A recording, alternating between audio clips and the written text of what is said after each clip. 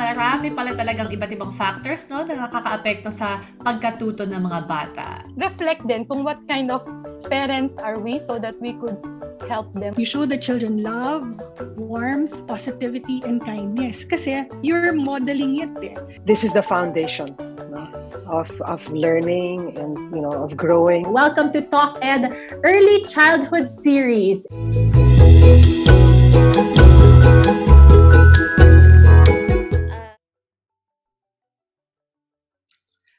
Hello! Hi everyone! Good evening! Hello again! We are live on this Thursday night. Welcome to TalkED Early Childhood Series with me, your host, Bianca Gonzalez. It's our first episode of the year. Yes, our first episode of 2023. Syempre, bagong taon. Kamusta so far para sa inyo ang first month of the year na natapos? Ang dami nating bagong matututunan this year. And alam natin, syempre, na the struggle is real talaga sa pagpapalaki ng ating mga anak. Kaya naman, we are here for you. At sama-sama tayong matututo as we go along each episode.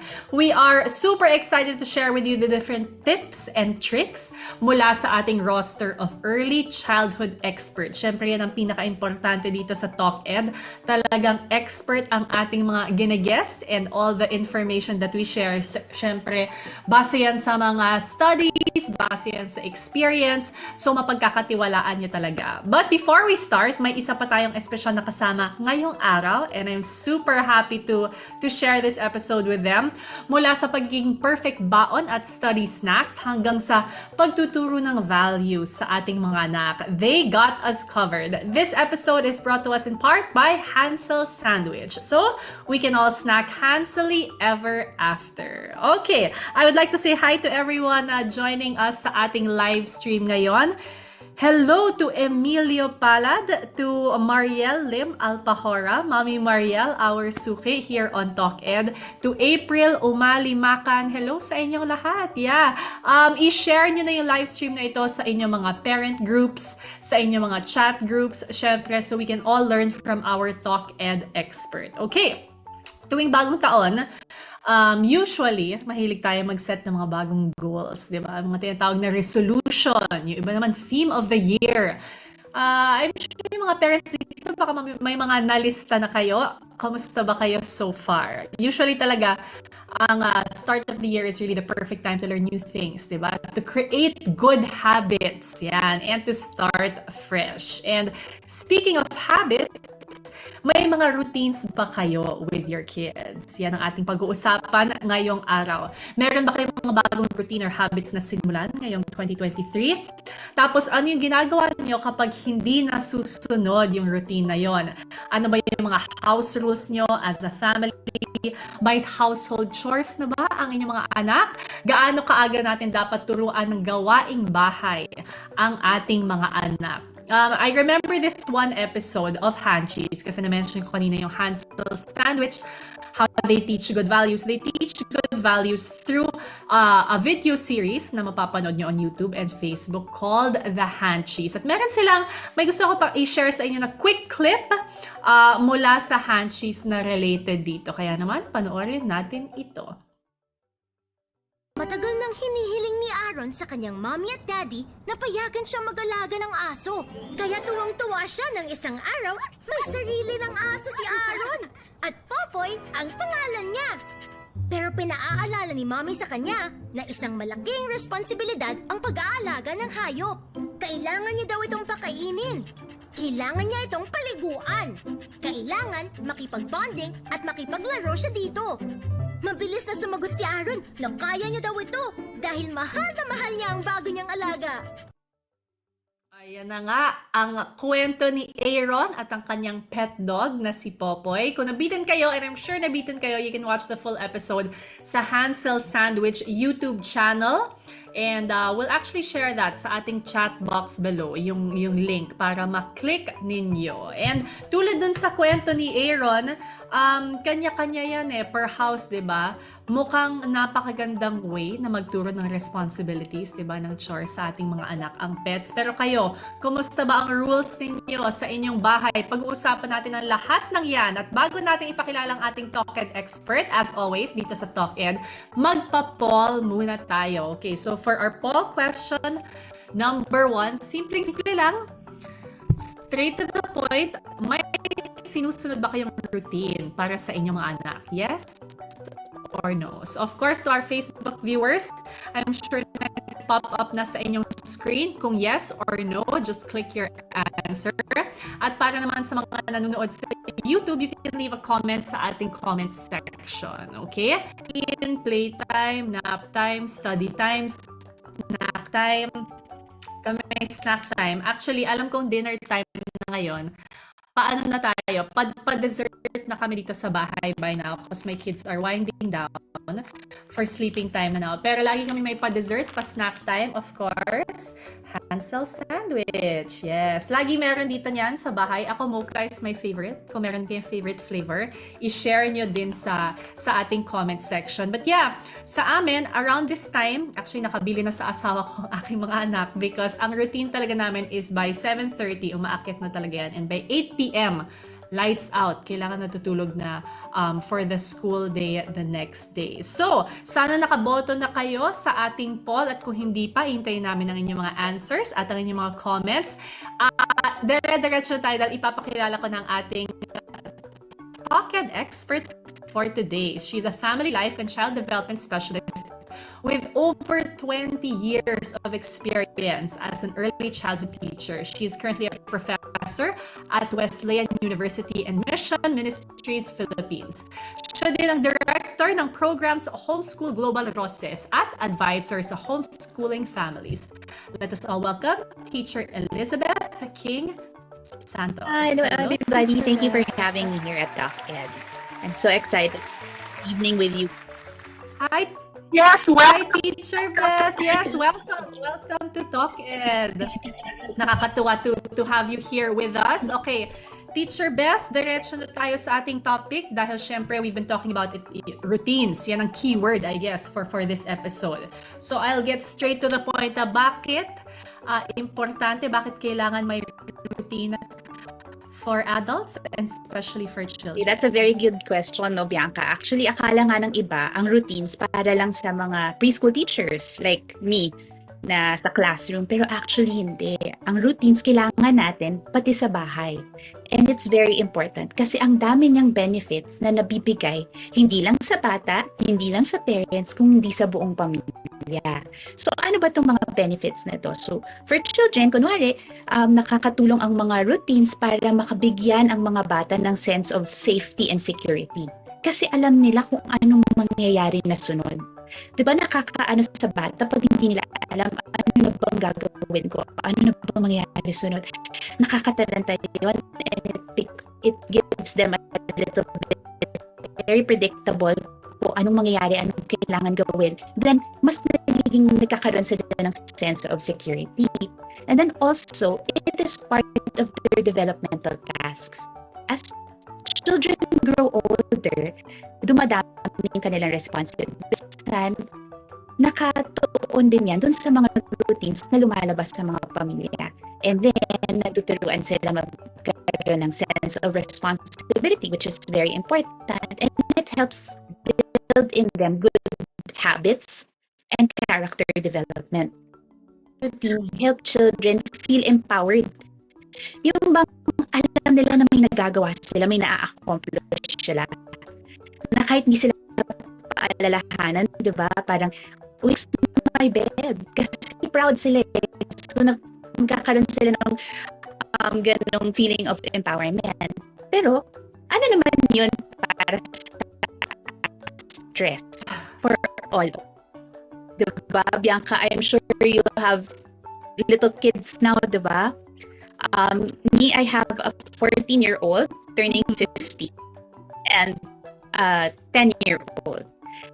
So, na-experience ko yan, lalo na yung feeling ko malalagas na yung buhok ko kakapunala. Diba? You remember that time? Ulit, you have to remember ganyan. But, if the routine is set already, then that diminishes. Parang ginagawa na nila. Like, sa amin kasi sa family, we have what we call the 5 B's and a V. Ano yung 5? 5, sorry, nakakatang twister. 5 B, and a V. Okay. 5 B's and a V. That means they need to fix their bed. Brush, of course, the teeth, and then breakfast, and then Bible. COVID kasi. Panahon ng COVID na dagdagan natin because of the COVID season. Tahanan, you have to follow through. But then nung nasanay na sila, I would notice that they didn't need me to remind them anymore. That working yung bata. But then, pag nasasanay na sila, when it becomes a habit, I don't need to remind them. Pati when they need to pack away, kasi atleta yung dalawa kong anak. Friday night pa lang, ayos na yung gamit. They don't check their bags. So, and they started since my son was 7, my eldest, and until now. So that one, less stress, di ba? Pag di natin kailangan nagpa-alala. But of course, my boys na ano nang ginagawa. Ganun. But generally, they have their habits and their routine set already. But it will help your family run smoothly. Kasi, di ba, when everybody's doing but there's more time to spend sa enjoyable time together. Diba nakakabawas ng kagandahan ang kanilang mga bibiyang. I'm sure yun. Yes. Of questions sa totoo lang. But I wanted to point to what you said earlier, Teacher Beth, na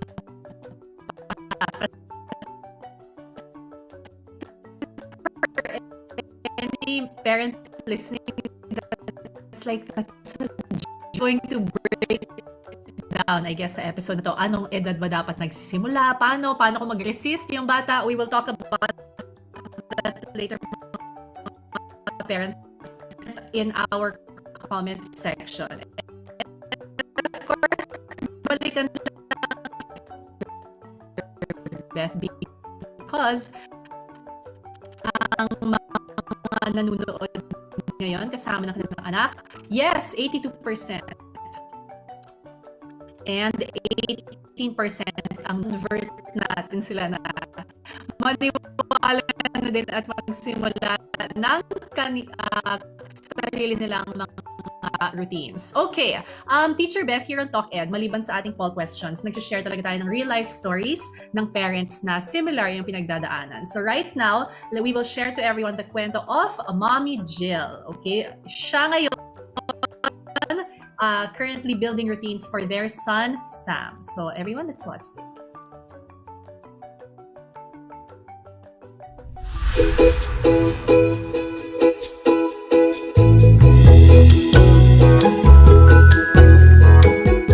Sa amin kasi very important ang routine, but since our son is still very young, the routine that we're trying to build for him and for us also as a family, it's something na maintindihan niya up to his understanding.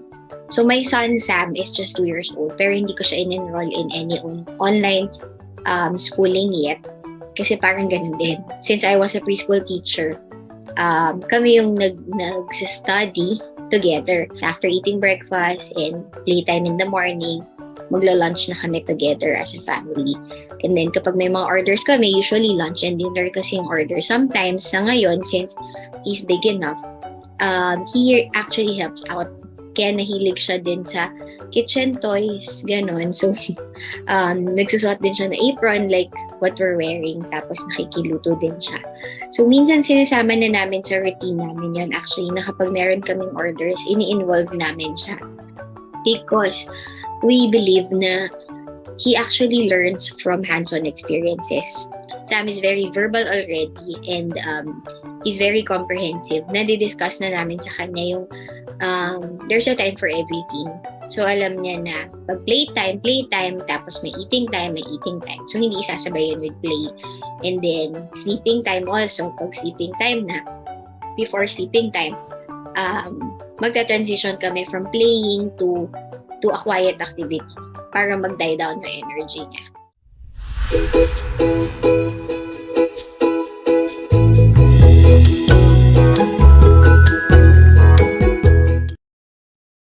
There you go. Ang kwento ni Mommy Jill with their son Sam. Okay, actually, Teacher Beth, si Sam dun sa video looked very, very young.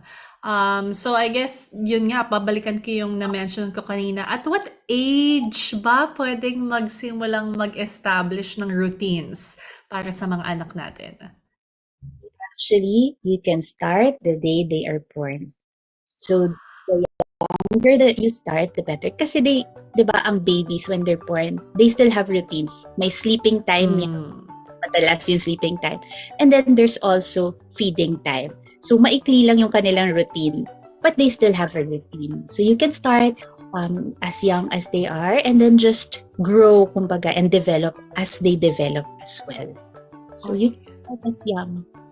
Yeah. So parang I guess ang understanding ko as a mom, ang routine is more of like hindi naman siya na parang 7 o'clock kailangan ganito, tapos 5 o'clock kailangan ganito. Tapos it's more parang a flow of the day, yung alam nila kung anong susunod na mangyayari. Is that correct? Exactly. Kasi we're not naman raising robots. Hindi naman tayo nagpapalaki ng mga robots, di ba? Ang routine na kailangan natin is i-adjust din natin sa ating mga anak tsaka sa ating pamilya kasi we also have, diba, our own tasks and all of that. So we take all of those into consideration, but then you still set that parang bostong pagkakasunod-sunod. Yung kunwari, after feeding, may bathing, tapos sleeping time ng baby. Then alam nila na downtime na. So I heard nga, diba, na I heard you, I think earlier when you said na after kumain, aakyat na, magda-downtime na. So, hindi na playtime pag akyat nila. So, yun lang yung ibig sabihin ng routine. Yung meron lang siyang pagkakasunod-sunod na ginagawa nyo on a daily basis sa inyong Okay. So, tama that starts nga pag baby, even if technically hindi pa nila naiintindihan ang ibig sabihin ng routine. How about Teacher Beth, kapag medyo tumanda na, medyo may some sort of independence na yung mga bata, nakakalakad na on their own, nakakagawa na ng basic things on their own, should we set rules for our kids? At paano ginagawa yon sa tamang paraan? Oh, yes. Parang the rules kasama yun dun sa routines, diba? Kasi, kunwari, you cannot go to the next part of your routine if hindi ka mag-pack away. Kunwari, after playtime, may gagawin kayong susunod. Siyempre, before you go to the next one, kasama sa part ng routine ang packing away. So, may mga rules kayo na susundan din sa bahay nyo. For example, kailan ang playtime? Kasi pag sleeping time, hindi. And I remember dun sa video na nakita natin, si Mommy Jill, sabi niya, when it's eating time, it's not playtime. Parang there's always a season for everything, di ba? May tamang panahon para sa lahat. So we can set rules, pero kailangan simple rules lang muna at the start. And then pag very young kids kasi, hindi mo pa naman sila mahihingan ng what rules do you want or do you think are okay? Kasi hindi pa nga tayong iba, di ba? But as they grow older, you can ask for their opinions also and their input. Like, anong rules ba? Bakit ba yung rule na yan? Why do we need to pack away? Yung mga ganon. But routines and rules to be well established, kailangan well planned din siya. So hindi lang siya yung gawin ko kaya to today, tas bukas iba na naman. It has to be well planned and everybody in the whole household should on it. Parang kailangan nagtutulungan kayo, you know the roles of each other. Tapos may sinasabi nga na, if I may share, no, 4 C's, no, of I love this. I love these acronyms. Madaling kanina, 5 B's and 1 V. Ngayon, 4 C's. Okay, 4 C's. C's for you to remember how to set up your routines and your rules at home. So number 1, you have to have first a compelling idea or rationale for it. Kasi kailangan may dahilan. Hindi kayong humuhugot lang ng rule. Ay, gusto ko to. Medyo sadista ako. Gagawa ako ng ganitong rule. Hindi siya ganun. It has to come from a compelling idea or a compelling rationale. Kunwari, pag hindi mo niligpit, masisira yung mga laruan. Mawawala. It has to come from that. That's one. The second is you have to have clear expectations. Most of the time, when children misbehave or they don't do something expected of them, it's because they didn't know na yun pala yung nila. Yung kunwari, nagpunta sa church, tas magulo sila sa church kasi hindi pala nila alam before going na kailangan ito yung mga set of behaviors na ine-expect. No? So we have to have clear expectations. So compelling idea, clear expectations, and then the third one is consistency. It has to be consistent. Hindi yung pagpagod ka na, hahayaan mo na. Kasi minsan ganun. Pag masama yung pakiramdam, parang ayoko na mag-follow up. Ayoko na magpaalala kasi I'm tired or I'm sick. But you have to power through. Kumbaga, kasi you have to be consistent. And hindi pwede, iba yung rules kay mommy, iba yung rules kay daddy, lalo na kay lolo at kay lola. So, tulong-tulong tayong lahat. Hindi pwede iba-iba kasi hindi pwedeng may kaaway pagdating sa rules. And then the fourth is composure of the parents. That's the fourth C. So, bakit nga ba? Kasi it's gonna be more difficult to set a routine or set a rule if you are always angry. If galit, lagi kang naiinis, lagi kang nagdadabog, or nagsasabi ng hindi maganda, lalong nagiging negative yung dating ng routine at ng rule dun sa bata. So, yung composure natin as a parent is very vital. So, itong 4 C's na to galing to sa isang sikat na homeschooling philosopher na nag-aano ng home education, si Charlotte Mason. So, yan yung 4 na C's na sinasabi niya. 4 C's yung tinawag ko, pero yan yung 4 kasi na nabasa ko na sinabi niya. So yung composure of the parent is very important kasi malaki daw yung influence ng atmosphere sa bahay, yung positive atmosphere sa bahay sa pag-set ng habits and routines ng mga bata. Yeah, makes so much sense. So, compelling reason, is that correct? And then clear, kailangan klaro sa bata, sa lahat. Consistent and composure. Ang 4 C's. Nagtitake notes ba kayo, parents? I love it. No, ang gandang reminder, especially yung kailangan lahat alam. Kasi minsan, di ba, as moms, parang tayo ang, hindi naman sa default, but more often than not, tayo talaga nagsaset ng rules, ng tempo, ng routine sa house. Pero minsan, masyado nating sinasolo, hindi naman natin nasa-share sa iba. So you're right in that dapat yung buong bahay alam ang routines para wala man tayo doon. Alam nila yung mga kailangan na routines at rules for the kids. I want to say hello to the parents and also caregivers joining us tonight. Si Fred Rafanan, si Mario de Cagayunan, hello. To Shane Velasco, to Dan Bonus, and to Alex C. Torreda who said, if you fail to plan, then you plan to fail. Kaya importante ang routine, even for our kids. I love it. May pa-quote si Alex. Thank you so much, Alex. Okay, Teacher Beth, in an ideal world talaga kapag nag-set tayo ng routines, rules, susunod ang lahat. Pero in real life, hindi talaga nangyayari. Madaming beses na, syempre as kids, gusto lang nila gawin yung gusto nilang gawin. So, is there a way na we can encourage kids to follow our rules and routines? At paano kung hindi sila sumusunod? What can we do? So, una, paano ba to encourage them to follow the rules? Ang number 1 siguro na reminder ko is from Josh McDowell when he said, rules without relationship will only lead to rebellion. Can you say that again? Rules? Without relationship may lead to rebellion. Okay.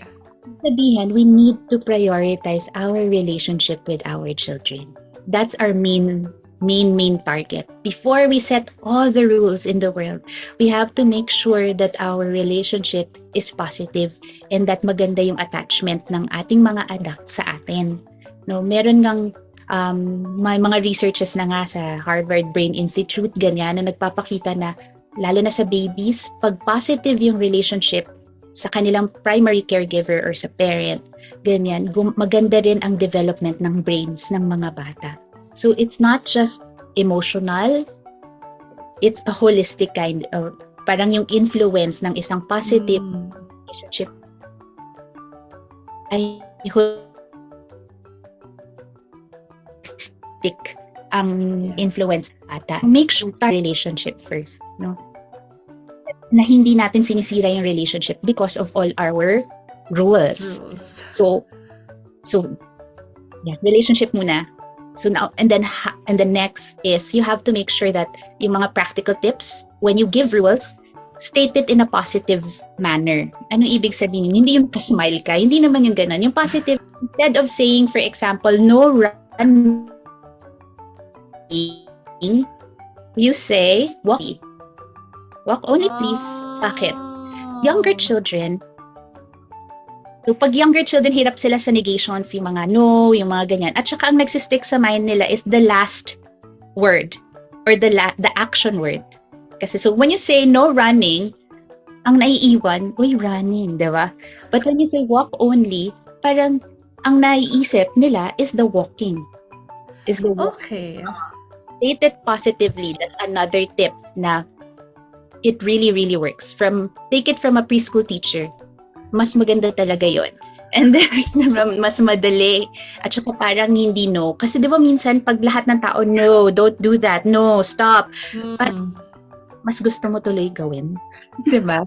Mas gusto mong gawin. But when you state it positively, then when you give them choices, that's another thing. Instead of saying na, don't jump on the bed, you can say, do you want to jump outside? We can jump in the garden. Or let's go downstairs. We can crawl over on. So, tinanggal mo sa kanya yung hindi niya dapat ginagawa.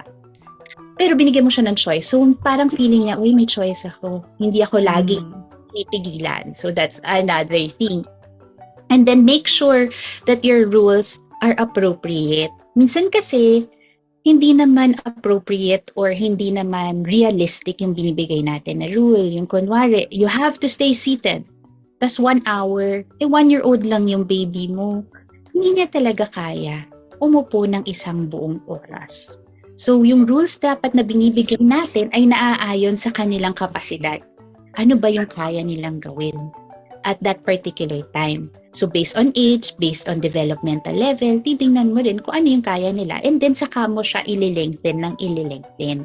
So, you adjust also to what your kids can do already. Another thing siguro is modeling. It's very to set rules if tayo mismo ang numero unong nagbe-break yung no gadgets at this time or while in the dining table, pero tayo ginagawa, diba? So mas mahirap siyang ipasunod sa mga bata if tayo mismo yung nag-break nung rules natin. And makakatulong if it's discussed with them. Bakit kaya? Why do you think we need to do this? Lalo na if medyo nagsasalita na yung mga bata. Kasi even as young as 3, they can give suggestions and reasons. Why do you think we need to walk away? Why do we need to fix the bed? They can say it na. Some of them can explain very well. So you can do that. So, and then charts, mga visual cues, having checklists or charts. At younger kids, mga charts, tapos checklist hanggang sa pag nandiyan na yung habits kahit wala ka ng checklist kasi they're doing it already. Yeah. So, paano pag hindi sumunod? That is the question. Well, I think the first thing you need to do is to find out what is the cause of it. Why is the child not doing that rule or not following that rule? Kasi pwedeng masama ang pakiramdam. Pwedeng may nangyari sa school pag uwi niya, dala pa niya yung nangyari, kaya hindi pa niya magawa or masunod ng maayos. Or hindi niya pala talaga masyado pang naiintindihan yung rule, or bata pa talaga. Kailangan pa niya ng practice. Kailangan pa ng follow through and help for us. So we need to make it fun also for them. If kaya natin silang tulungan while they're doing the routine or the chore, mas maganda. So yun. And then siguro, last is choose the big rocks. Yung mga maliliit na bagay, huwag nyo nang problemahin. Kumbaga, kasi the rules are there. Ang rules natin dapat una para ma-ensure yung safety ng mga bata. Pangalawa, matuturuan sila ng right from wrong. Pangatlo, matuturuan yung character o madedevelop yung character nila, self-control nila, independence and reliance. If hindi naman nakaka-apekto sa mga yun, hayaan na. Kunwari, kung hindi sila lumabas na magkaiba yung kulay ng medyas, ginawa yun ng anak ko sa akin. Na-OOC ako kasi magkaiba yung medyas niya. Naglabas. I think he was 3 or 4. Pero hindi naman yun makakaano sa safety niya. Hindi naman it's not a wrong thing. It's not, nang makaapekto sa kanyang character. Bakit pa ako papaka-stress? Then hayaan na. So if it's just small things that doesn't affect all those important, just let it go. It's not worth creating a rule over. Yeah, those are super, super helpful. Teacher Beth, ayan si Arch Christian Roda. Good evening, made with love. Yes, made with love ang lahat ng rules. That makes so much. I have follow-up questions, but I'll save it for the next part. Of course, to everyone who's watching, please feel free again to share this stream to our parent chat groups kasi super helpful talaga lahat ng sinasabi ni Teacher Beth about establishing routines. And actually, it's good that you can share this link kasi right after this live, kapag ma-save na yung video, you can rewatch the parts that you might have missed. We'll go straight to another poll question here on TalkED. Eric, and walang right or wrong answer, but let's just see what works for you. Ilang taon yung inyong anak nung una nyo siyang tinuruan ng gawaing bahay? Okay? So, A, 2 to 3 years old, B, 4 to 5 years old, C, 6 to 7 years old, or D, 8 to 9 years old. So those on Facebook, nag-pop up na siya sa inyong mga screens. Gawaing bahay. Hindi naman talaga to yung mga matitinding gawaing bahay. Pwede yung mga ligpit, punas, ganyan. No? Anong age yon? So please click your answer to all our Facebook users and to everyone watching on YouTube. Of course, you can also share it in the comment section below. Si Mommy Jill, we have another part of her story that we are going to share. At ito naman ay tungkol sa ating poll question.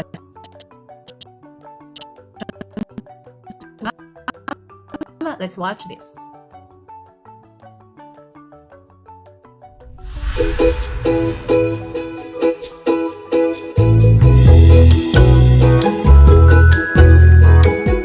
As early as now, nabibigyan na namin ng chores si Sam. Although hindi pa yung mga hardcore na mga chores at home. Pero as simple as him cleaning up sa mga toys niya, parang chore niya yun as a family member na naglalaro at home.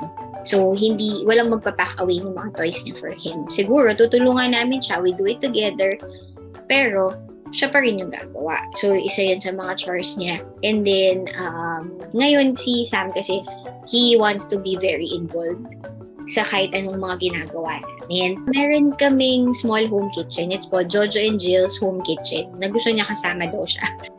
We offer food trays. Tapos, most of those, favorite ni Sam. Tapos nakikisama siya sa pag-prepare. Gusto niya kasing mag-slice. Although, syempre, medyo nakakatakot pa for him to handle a knife, ganyan. Pero we found mga child-safe na mga kitchen tools na tinatry niya. So, minsan nakikihati siya, o kaya yung paglagay ng ingredients, ganyan. O kaya magsusuot siya ng pot holder, although hindi naman niya ilalagay sa oven. Yung mere fact lang na he's trying to copy yung ginagawa namin. So, actually, wala naman kaming gustong i-push sa kanya kasi syempre he'll have his own choices when he grows up. Pero since nakikita namin yung interest niya, and nakikita namin na kaya naman niya, so yun, nakikisama siya. So, minsan, kukuha pa siya ng sarili niyang chair, dadali niya sa kitchen, sasabihin niya sa daddy niya na, "Daddy, I want to cook also," ganyan.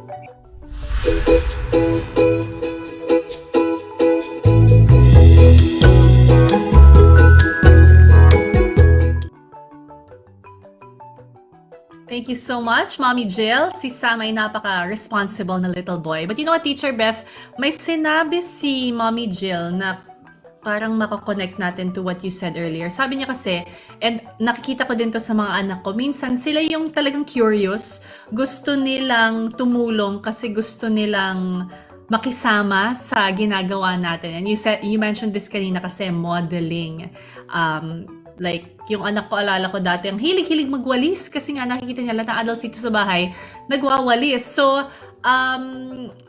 yeah, is there an age na dapat nagsa-start turuan ng mga anak natin ng chores? Or I guess, how can we incorporate chores dun sa routines, ating daily routines at home? Oh, ayun, yes, totoo yun, no? Lahat ng ginagawa natin, gustong-gustong gayahin ng mga anak natin. Sana lang nagko-continue hanggang pagtanda. Yes. But, yeah, that's a good question na ilang taon ba talaga nagsa-start? Well, for me, there's always something that they can do. Even a toddler, a baby, like, si Sam, I think, is 2 years old, no? Yung anak ni Mommy Jill. So, 2 years old, pero nalilinis na niya yung kanyang mga toys, ganyan. So, let's start with very simple chores, like packing away. That's number 1. And yung packing away nga ng babies, I remember nung maliliit pa yung babies ko, or no, nag-handle ako ng mga toddlers sa preschool. Ang packing away nila, sinushoot lang naman nila talaga sa basket. Right. Diba? But that's already packing away, and that's the start of it.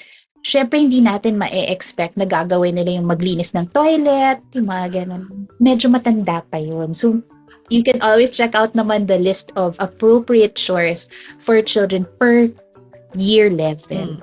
Per age, may nakasulat na dyan ng mga appropriate chores na pwedeng gawin ng inyong. Yes, and I think nakaka-relate our parents because sa ating poll question earlier, doon sa 2 to 3-year-olds, which is toddler talaga, 40% ang nag-chores na. And 60% of you answered mas 4 to 5 years old. I guess kasi kasama na din sa motor skills, di ba? Mas physically capable na ang batang 4 to 5 years old. I'll talk lang a bit about, I have a question lang a bit about chores and a bit about the rules, I guess, kanina. So, normal day, like you said, yung mga anak mo parang sanay na, hindi na kailangan paalalahanan. But meron talagang minsan mga days na hindi mo alam. Biglang ayaw mag-toothbrush, or ayaw kumain, or ayaw, yung parang ginagawa naman nila every day for years, months, pero may mga araw lang talaga na ayaw nila. Minsan may crying pa. What can we do pag ganon, Teacher Beth? Well, yun, as I said earlier, we need to find out why. Kasi, if it's because they really need time or talagang hindi nila kaya gawin today dahil masama yung may pinagdadaanan sila or hindi okay, then we have to respect that and say, okay, but you have to do it later. When you're... Pero gagawin pa rin niya. Yun yung importante. Gagawin pa rin niya. Pero when you're ready na. Kasi baka pagod lang talaga. So we have to also consider that na baka they just need to settle down muna. And then, but do it pa rin. And then for others naman na talagang trying to test your limits. Kasi meron din yung, di ba, point na susubukan ko. Kasi baka makalusot ako. Then, mapag pinalusot natin, then gagawin na yan at gagawin ulit-ulit. No? So kung feeling mo, kasi we know naman deep down inside, we as parents, since we know our children the most, we know why kadalasan, why they are doing something. So minsan they just really want to test you. Then we need to be firm. Encouraging, but yet firm. So you're still there, I'll wait for you. I'll stay here, I'll help you when you're ready. Pero, inaano mo na, gagawin pa rin natin, anak. wala kang choice. Hindi ka pa rin pwede mag-play sa labas kasi hindi mo pa tinatapos yung, hindi mo pa nililigpit yung pagkain. So, hintayin natin yan. So, pero we have to be gentle yet firm. And then the kids, when they see that hindi sila nakakalusot, they, parang eventually they get to understand na, kahit magwala ako dito. Kung hindi pa rin. Tapos, di ba minsan nakakatulong din when they see that you're just there. Allowing them to express their emotions. Kasi legitimate naman yung nararamdaman nila. When they're frustrated, yung nila gawin, tapos kailangan lang nila ilabas. But then when they settle down, they're ready na rin pala after. So it just needs so much patience on our part. And I feel all of you, kasi hanggang ngayon, nararamdaman ko pa rin yan. Yung parang kulang pa rin yung patience ko. Ganun. But we just have to just push through with it. We need to commit to, and then our kids naman, it's for their benefit. At the end of the day, we're doing this for them. Kasi if we end up doing everything for them, we are providing them a disservice. Instead of the future, parang magsasuffer pa sila lalo if we don't help them and prepare them by teaching them chores early on. Kasi dadating na they still need to do it and you won't be there anymore to help them. So, it's something that they need to do. And then you can pair it with something that they enjoy. Kunwari, pag mahilig sa kanta yung anak mo, then you can blast the music while you're packing away and dance together while doing it. So pair it with something that they enjoy and then celebrate the small changes. Yung pag may ginawa sila na hindi mo na, parang first time nila ginawa na hindi ka nagpaalala, parang make out of it. Parang say thank you talaga na parang, "Uy, thank you for doing that. You helped mom so much just by doing that." So they get to see, yun pala yung epekto when I do something. So always be encouraging. Hindi yung pag may ginawa sila, pinapalitan natin. Kasi sa totoo lang, minsan like when they mop, mas dumudumi. Dumudumi yung parang pag nagwawalis sila, parang mas kumakalat and everything. What we want is their attitude of helping. Right. So don't nip that. Hindi yun yung dapat inaano natin. Just encourage them to do it. Kahit baliktad yung pagkakasuot ng damit nila. Ganun talaga They're still learning this. Just allow them, and then if wala na sila, then saka mo linisin ulit yung bahay if kailangan. Diba? But just be encouraging and power through it even when and through the difficult behaviors. Yeah. Grabe. While you're talking, Teacher Beth, nod lang ako ng nod kasi parang nararamdaman ko talaga yung 20 years of experience as an educator and being a mom of two, a teen and a tween. All your examples are so spot on and parang lived experience talaga. So ako personally, I'll most likely rewatch this episode para mas manamnam ko talaga everything that you said. And of course, sa lahat ng parents na nanonood dito ngayon, you can rewatch this episode in case kakabukas nyo lang sa gitna ng ating interview. Sobrang dami kong natutunan from you, Teacher Beth. Maraming salamat. Routines, rules, sense of responsibility. I love what you said na sa totoo lang, it's preparing them for the future na parang kumbaga kung hindi nila matutunan tong mga to ngayon, mas mahihirapan sila in the future. Age appropriateness ng chores, ng routines, natutunan din natin from Teacher Beth. And of course, if you have any messages for Teacher Beth, you can leave that in our comment section. And with that, we would like to thank you so much, our TalkED expert of the day, Teacher Elizabeth King Santos. Thank you for sharing your expertise, your very specific examples. I would love to ask for any final words you have for all our parents trying to establish these routines at home. And yeah, would you like to promote anything to everyone watching now? No, thank you, Bianca, for having me here. It's a joy to always share. But don't get me wrong, I'm not the perfect mom. I'm not an expert mom. Actually, I'm still learning. So it's really a learning. It's a learning journey all throughout. And it's not easy. I know moms and dads, parenting can be overwhelming most of the time. But when you really look into it, parang the joys of it outweigh all those, lahat ng pagod, lahat ng iyak natin at times, diba? Nababawi naman yun. But always remember that you as parents, you are the best teacher of your children. No, your home environment should be the safe space for your children. Nagugustuhin nila laging umuwi because you are there in their home. So, even if you feel like napapagod, nahihirapan sila because of all your rules and all of the things, the routines, the chores that you give, think of why you are doing it. Always go back to your reason, to your vision. Bakit nga ba? You are doing this because you love your children. You want to help rear up with ang kanilang responsibilities when they grow up. So, just, I know, it gets easier as they get older, I think, I hope. Dadating yung panahon that you will say that na parang you will know that what you did was worth it. All the pagod, all the iyak. Promise, mommies. And then, and daddies. And last but not the least, when all else fails, always remember to pray, because your children do belong to you. They are actually the Lord's, and He will always take care of them. He will fill in all of your gaps. Lahat ng pagkakamali natin, siyang bahala to take care of your children, because He loves them more than we can ever love them. So, yun lang. And I hope you enjoyed this session also as much as I did.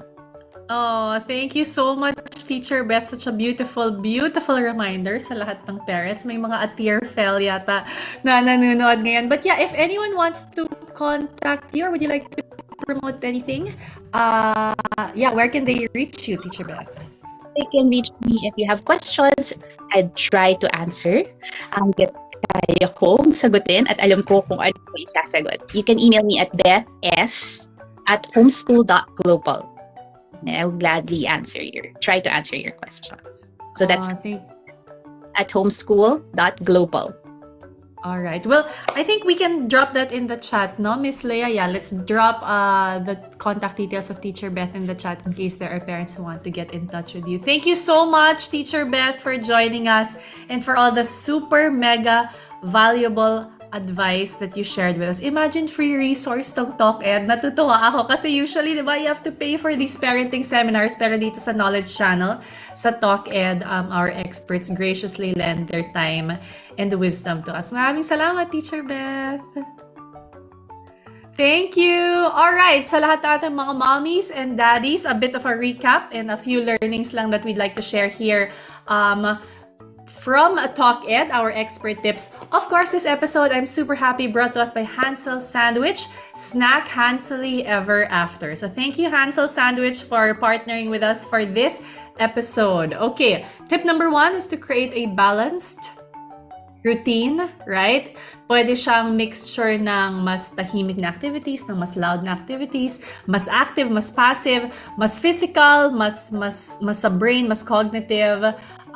So, for example, pwede tayo mag-set ng schedule na sa umaga, after breakfast, schoolwork, after lunch, nap time naman, pagkagising, maybe homework habang nagme-merienda ng paborito natin. Of course, our kids love Hansel Sandwich. Syempre, para may energy din for playtime after schoolwork. Tapos, syempre, siguro bath time, dinner, bedtime. So, whatever flow works for you. Yan na ilan lang sa ating mga suggestions. Second, nagbigay ng 4C si Teacher Beth, pero isa sa mga pinaka-key, I guess talaga, is yung C for consistency. Di ba? Dapat consistent. Whether dun sa pag-follow ng routine, follow ng rules, consistent lahat ng tao sa bahay, kayong mag-asawa, partner with lolo, lola, nako, crucial din yon. Dapat sinusunod natin kung ano yung napag-usapan natin with our kids.